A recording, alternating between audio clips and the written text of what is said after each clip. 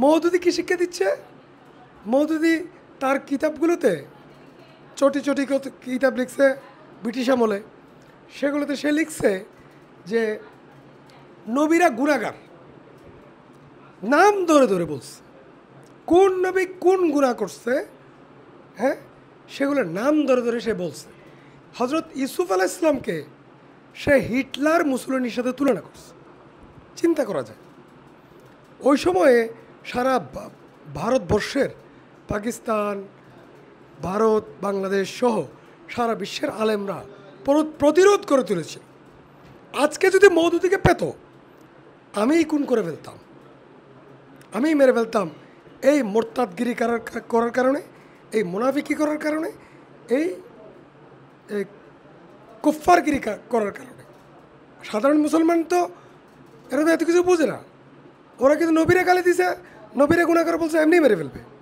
তো সেই বইগুলো পর্যায়ক্রমিক জামাত ইসলামী এর যে প্রকাশনা সংস্থা, এই যে আধুনিক প্রকাশনী বাংলাদেশে, তারা এগুলো লুকিয়ে ফেলে এবং ওই বইগুলো থেকে, ওই যে বইগুলো বিতর্কিত বই, নবী বিদ্বেষী, সাহাবী বিদ্বেষী, আল্লাহ বিদ্বেষী বই, সেই বিদ্বেষী বইগুলোর যে পাঠগুলো তারা ওখান থেকে উড্র করে। দেখেন, কিন্তু মওদুদি কিন্তু উড্র করে না।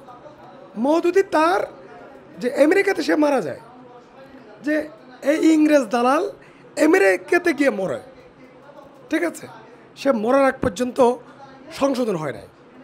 সকল সারা পৃথিবীর আলেমরা তাকে বলছে, তুমি নবীরা গুনাহ করছে এটা কই পাইছো? নবীরা গুনাহ করছে এটা কোথায় পাইছো? এটা ব্যাখ্যা দিতে হবে। সে ব্যাখ্যা দেয় নাই, সে সংশোধন করে নাই।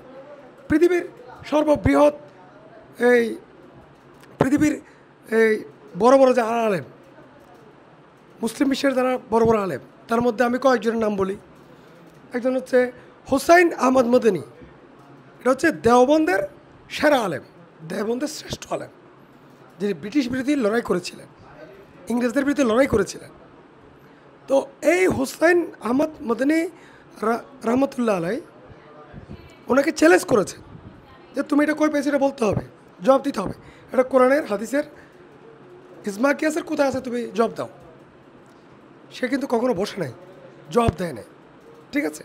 তো পরে জামাতিরা, মওদুদিরা এই আলেমদের তুফের মুখে পড়ে এই বইগুলো তারা এই হুবহু প্রকাশ আর করে নেয়, ঠিক আছে। কিন্তু মূল বইয়ের যে দর্শন, সে দর্শনের উপর দাঁড়িয়ে মওদুদি আমেরিকাতে মৃত্যুবরণ করে। তারপরে জামাতের প্রতিষ্ঠাতার মধ্যে এই যে 5-6 জন আছে আরও,